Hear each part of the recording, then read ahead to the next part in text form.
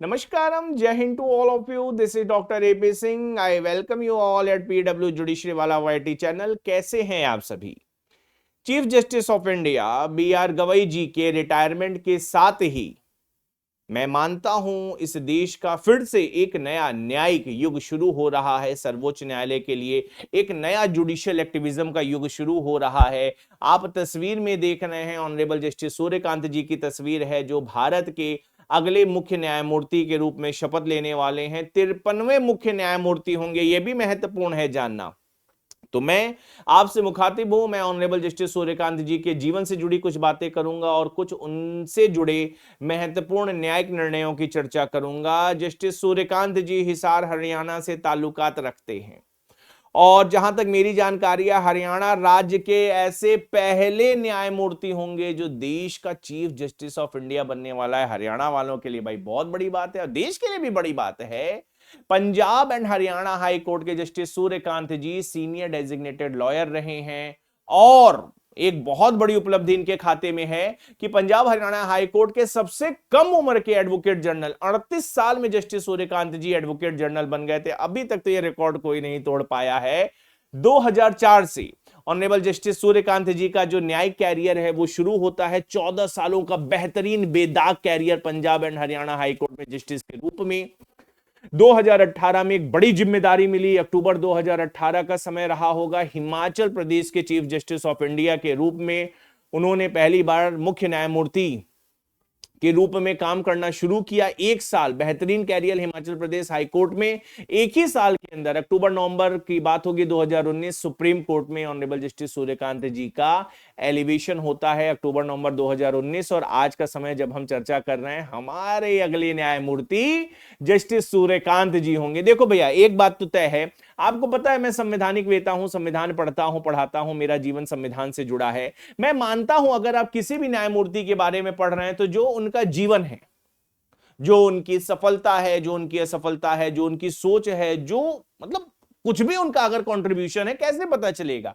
उनके जजमेंट से पता चलेगा। और इस बात में मुझे गर्व है और आपको भी गर्व होगा जब आप मेरे साथ उनके तमाम जजमेंट्स को पढ़ेंगे कि जस्टिस सूर्यकांत जी ने अपने न्यायिक निर्णय से जो कॉन्स्टिट्यूशनल वैल्यूज हैं, जो गोल्स हैं, उन्हें रियलाइज किया है, उन्हें जीवंत बनाया है, उनको मजबूती प्रदान की है। और जो नेशनल इंटीग्रिटी है बेटा, वो भी उनके जजमेंट से ऐसे प्रतीत होता है खूब मजबूती उन्होंने देश की सुरक्षा को, इंटीग्रिटी को, सॉवरेनिटी को दी है। तो चलिए बिना समय गंवाए मैं कुछ महत्वपूर्ण निर्णय आपके सामने प्रस्तुत करना चाहता हूं।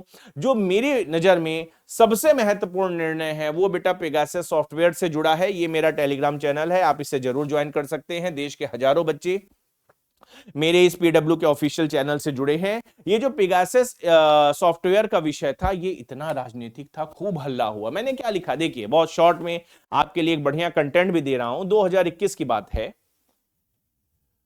Justice Kant was the part of the 3 judges bench that ordered the formation of independent expert committee to prove allegation of the widespread surveillance of the politician, journalist and activist through the Pegasus spyware developed by NSO Group। खूब हल्ला हुआ, सारे पत्रकार, सारे राजनेता, सारे activist, सरकार सबकी जासूसी कर रही है, राइट टू प्रिवेसी को वॉयलेट कर रही है। सूर्यकांत जी की अध्यक्षता वाली बेंच थी जिसने कहा कि हम इंडिपेंडेंट कमेटी का गठन कर रहे हैं, वो जांच करेगी क्या सही है क्या गलत है। द बेंच, पेन चला दीजिए। The bench held that indiscriminate spying on citizen is impermissible except according to law, stressing that the press freedom is a vital democratic safeguard। उन्होंने कहा indiscriminate spying, ये नहीं कहा कि हो ही नहीं सकती है, रीजनेबल क्लासिफिकेशन हो ही नहीं सकता है। जस्टिस सूर्यकांत जी ने बड़े स्पष्ट शब्दों में बेटा कहा। क्या कहा जस्टिस सूर्यकांत जी ने? जस्टिस सूर्यकांत जी ने कहा कि मतलब अगर कोई ऐसा स्पाईवेयर है, सॉफ्टवेयर है, हमें उससे दिक्कत नहीं है। अगर नेशनल सिक्योरिटी में भारत की सुरक्षा एजेंसी ऐसे किसी सॉफ्टवेयर का यूज कर रही है, हमें ऐसे कोई दिक्कत नहीं है, and that is allowed with in the domain of article 19 and article 21, जब हम प्रोसीजर स्टैब्लिश बाय लॉ की बात करते हैं। उन्होंने कहा ये टारगेटेड नहीं होना चाहिए।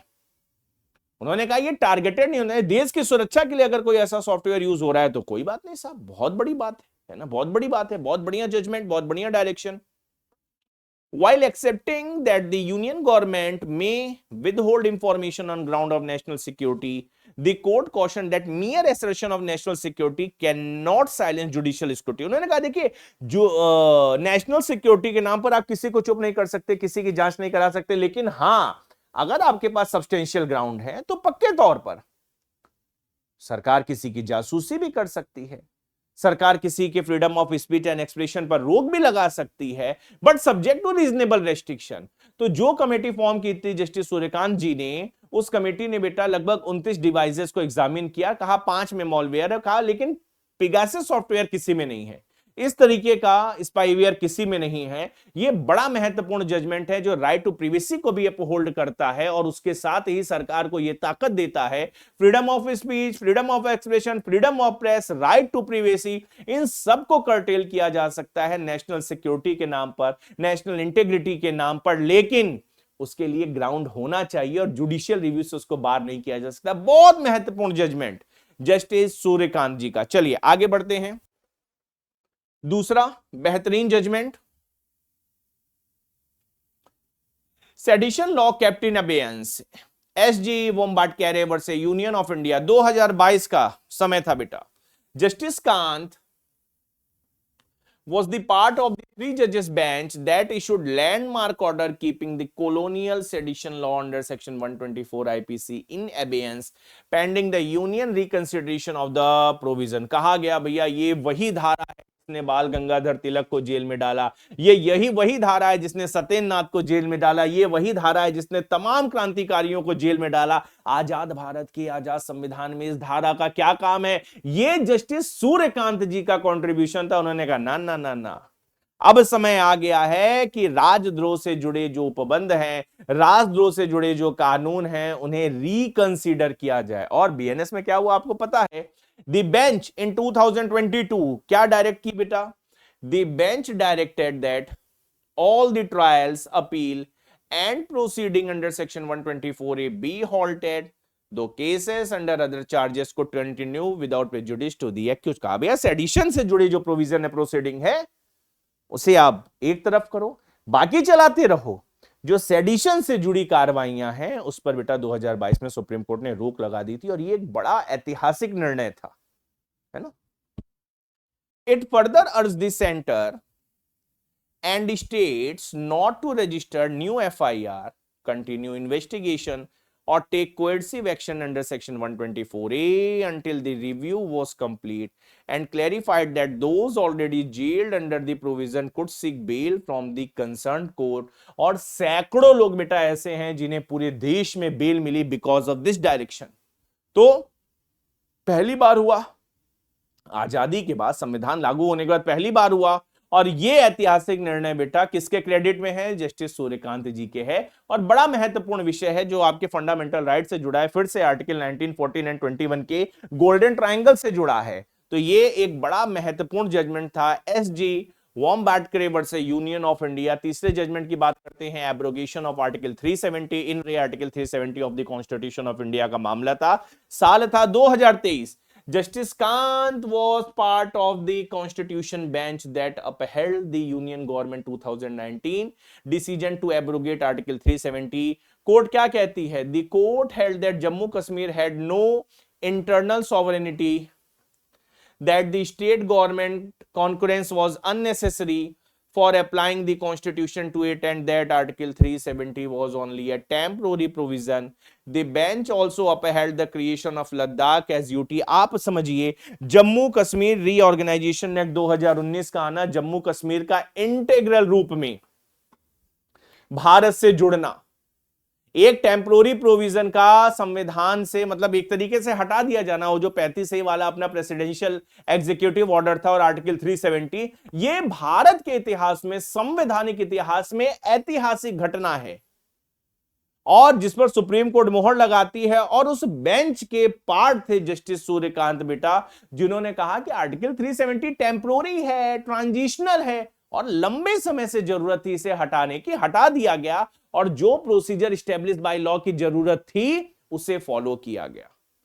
तो मेरी नजर में यह भी बड़ा हिस्टोरिकल जजमेंट है और मुझे गर्व है मैं कहता हूं भाई जम्बूदी पे ऐसे करके हम तो अपनी सनातनी परंपरा में उस पूजा में उस जम्मू को बार बार रिक्लेम करते हैं। तो आर्टिकल 370 मेरी नजर में एक संवैधानिक अवरोध था, कुछ समय के लिए था, इच्छा शक्ति नहीं थी, लेकिन वो खत्म हुआ और सुप्रीम कोर्ट ने उस पर मोहर लगाई and that was a historical judgment. याद रखिएगा, हजारों सालों तक जब तक बेटा संविधान की बात की जाएगी तब तक अनुच्छेद 370 में इस जजमेंट की बात की जाएगी, जिसमें जस्टिस सूर्यकांत जी एक इंटीग्रल पार्ट थे। आगे बढ़ता हूं, और आर्टिकल 370 का खत्म होना देश की यूनिटी, देश की इंटीग्रिटी, देश की सॉवरेनिटी को मजबूती प्रदान करना है, जिसकी बात हम भारत के प्रेम्बल में करते हैं। बात करना इज वन थिंग, लेकिन उसे चरितार्थ करना, सच करना, मजबूती प्रदान करना, तो जो सरकार करे, जो सुप्रीम कोर्ट हाई कोर्ट का जज करे, जो एक्टिविस्ट करे, आप कहेंगे साहब बढ़िया काम हुआ, देश है तो हम हैं। सीधी सी बात है, एक ही फिनोमिना है, आर्टिकल 1 में हम पढ़ते हैं कि देश है तब हम हैं, तब हमारी नागरिकता है। तो ये बहुत महत्वपूर्ण जजमेंट था। चलिए आगे बढ़ते हैं। फार्मर प्रोटेस्ट इतना बढ़िया, अगर जस्टिस सूर्यकांत जी नहीं होते बेटा तो फार्मर्स के अंदर कॉन्फिडेंस बिल्डअप नहीं हो पाता। यदि जस्टिस सूर्यकांत नहीं होते तो जो हजारों किसान बेटा बैठे थे बॉर्डर पर, उनसे संवाद करने के लिए, उनसे बात करने के लिए जो कमेटी बनी, पता नहीं आपको पता है कि नहीं बना है, वो कमेटी बनी ही सूर्यकांत जी की वजह से, सूर्यकांत जी के डायरेक्शन की वजह से। 2024 में जस्टिस सूर्यकांत जी बेटा वो जो अपना ये शंभू बॉर्डर ब्लॉकेड है उस केस को हैंडल कर रहे थे। उसका नाम है state of Haryana versus Uday Pratap Singh, और ये उनका डेलिब्रेशन था। उन्होंने कहा नहीं यार, बातचीत करो, देश के किसान हैं, उनको प्रोत्साहित करो और एक कमेटी बनाओ और वो कमेटी बात करे, वो कमेटी संवाद करे। मैंने क्या लिखा, पढ़िए मेरे साथ। जस्टिस कांत, और गर्व होगा आपको ऐसे निर्णयों को पढ़ के, मैंने शुरू में भी कहा कि किस तरीके से हमारे होने वाले चीफ जस्टिस ऑफ इंडिया हैं, उनकी फिलॉसफी क्या है। Justice Kant declined to stay a high court order judicial probe into the alleged police firing death of a farmer, noting that it would ensure a fair investigation when farmer refused to engage with court appointed committee or the government. The bench allowed them to present their grievances directly before the court. कहा हमें दे दो, आपके fundamental right के guardian तो हम हैं as per the policy of constitution, हमें दे दो। He also handled contempt proceeding against the Punjab government for not shifting protest leader Jagjit Singh Dhaliwal to hospital, criticizing the state non-reconciliatory approach and urging farmers to consider. Dhaliwal said in 2025 the deadlock eased as farmer agreed to talk with the union government. Dhaliwal accepted medical aid, ended his fast and the border were cleared. Protester, आप समझिए, तो एक जज अपनी संवैधानिक सोच से, संवाद के माध्यम से बेटा इतने बड़े बवाल को समाप्त कर रहा है कि आप हमको आइए, डायरेक्ट अप्रोच करिए, हम कॉग्निजेंस लेंगे, हम एंटरटेन करेंगे। और सरकार को कह रहा है कि भैया बल प्रयोग मत करो, बात करो, संवाद करो, है ना, कंसिलिएशन से उस मुद्दे को सुलझाओ। और आप देखिए आज किसान भी खुश हैं, सरकार भी खुश है। किसानों की बात मान के सरकार ने तीनों बिल बेटा वापस ले लिए। बहुत बड़ा योगदान सुप्रीम कोर्ट का, बहुत बड़ा योगदान जस्टिस सूर्यकांत जी का। चलिए आगे बढ़ते हैं। Minority status of Aligarh Muslim university, Aligarh Muslim university versus Naresh Agarwal. मैं आर्टिकल 26 आपको पढ़ाता हूं, बिना इस केस के आर्टिकल 26 पढ़ा के करेंगे क्या, है ना। अजीज बादशाह, 2024 का समय था। Justice Kant was the part of 7 judges bench that by 4:3 majority overruled S. Aziz Basha versus Union of India to the extent it held that a statutory institution cannot claim minority status। का क्यों? अगर किसी university का जन्म parliament के act से होता है, स्टेट लेजिस्लेचर के एक्ट से होता है, तो क्या वो माइनॉरिटी स्टेटस क्लेम नहीं कर सकती? आर्टिकल 26, आर्टिकल 29, आर्टिकल 30 इसका अलग ऑपरेशन है, ये अलग पर्सपेक्टिव के राइट्स है। तो ये कहना कि कोई कानून जुड़ा है किसी संस्थान को जन्म देने में, इसलिए हम उसे अल्पसंख्यक संस्थान का दर्जा नहीं दे सकते, ऐसा नहीं है। Justice Kant partially dissented, holding that Aziz Basha required clarification, not overruling. He agreed that universities fall within Article 30 Clause 1 and that minority institution must satisfy the twin requirement of being established and administered by minority. Justice Suryakant ने कहा कि अगर minority status चाहिए तो उस संस्थान को यह स्थापित करना होगा कि उसे स्थापित भी किया गया माइनॉरिटी के द्वारा और उसका संचालन भी माइनॉरिटी के द्वारा किया जा रहा है। स्थापित कोई और करे, संचालन कोई और करे, that can not be made possible. अगर आपने स्थापित किया है तो ही आप संचालित करेंगे। इसी पे बेटा आर्टिकल 26 का फंडामेंटल राइट टिका है। तो सूर्यकांत जी ने एक तरफ कहा कि भैया रिकंसिडरेशन की भी जरूरत है, लेकिन वो जो बेसिक एसेंस है आर्टिकल 26 का, उसे बेटा अपहेल्ड भी किया। Justice Suryakant considered Aligarh Muslim university minority status a mixed question of law and fact to be decided by regular bench, adding that the legislative intent behind creating a statutory university would be key to determining such status। तो ये बड़ा महत्वपूर्ण विषय था, जहां पर justice Suryakant उस bench के इंटीग्रल पार्ट थे बेटा, जिसने अजीज बासा वर्सेस यूनियन ऑफ इंडिया के एक पार्ट को ओवररूल्ड किया, लेकिन जस्टिस कांत ने article 26A sub clause A के बेसिक एसेंस को अपहेल्ड किया, जिसमें हम स्टैब्लिश एंड एडमिनिस्ट्रेशन की बात करते हैं। ये जजमेंट भी बहुत महत्वपूर्ण है। Upholding section 6A of the citizenship in रे सेक्शन 6A सिटीजनशिप एक्ट 1955 का मामला 2024 का समय जस्टिस कांत बेटा उस संवैधानिक बेंच के पार्ट थे जिसने अपहेल्ड की किसे, validity of section 6A of citizenship amendment act 1955 which gives citizenship to person who migrated from East Pakistan to Assam between January 1 to 1966 and 24th March 1971 after 10 years from their detection as foreigner.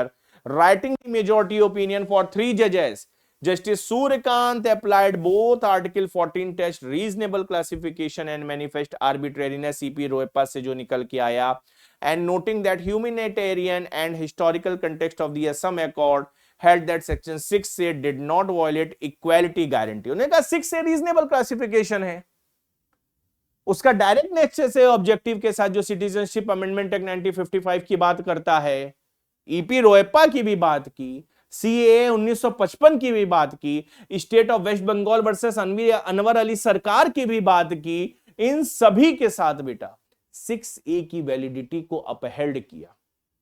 बेहतरीन judgement. Assam के पास special status है, special status ही reasonable classification है, reasonable classification की कुछ शर्तें हैं। तो उस ब्रॉड डोमेन में बेटा ये एक महत्वपूर्ण जजमेंट है हमारे होने वाले मुख्य न्यायमूर्ति साहब का, जिन्होंने नागरिकता संशोधन अधिनियम की धारा 6 को अपहेल्ड किया। और इसके अलावा भी ऐसे तमाम जजमेंट्स हैं, जैसे आपको याद होगा बेटा ये जो नोएडा और एनसीआर रीजन के जो बिल्डर्स थे उनके और बैंक के बीच जो कि क्रिमिनल नेक्सस था, ये जस्टिस सूर्यकांत जी थे जिन्होंने कहा कि भैया इनकी इंक्वायरी होनी चाहिए। सीबीआई को डायरेक्शन दी, सीबीआई ने इंक्वायरी की और उन सभी के ऊपर केस रजिस्टर्ड किया। ये जस्टिस सूर्यकांत जी थे जिन्होंने कहा कि जो बार एसोसिएशन है उसमें महिलाओं का रिजर्वेशन होना चाहिए। दिल्ली हाई कोर्ट की बार में रिजर्वेशन सूर्यकांत जी की देन, डिस्ट्रिक्ट बार में रिजर्वेशन सूर्यकांत जी की देन, टैक्स बार एसोसिएशन में रिजर्वेशन महिलाओं को सूर्यकांत जी की देन। आर्टिकल 142 तक को सूर्यकांत जी ने इन्वोक कर दिया कि महिलाओं का रिजर्वेशन होना चाहिए। तमिलनाडु वाला जो प्रकरण था, कहा यार 1962 के बाद बार की प्रेसिडेंट महिला नहीं हो रही है, यह सोचने का विषय है। उद्धव ठाकरे जी का बवाल साइन को लेकर, अजीत पवार का बवाल साइन को लेकर, सूर्यकांत जी की बेंच थी।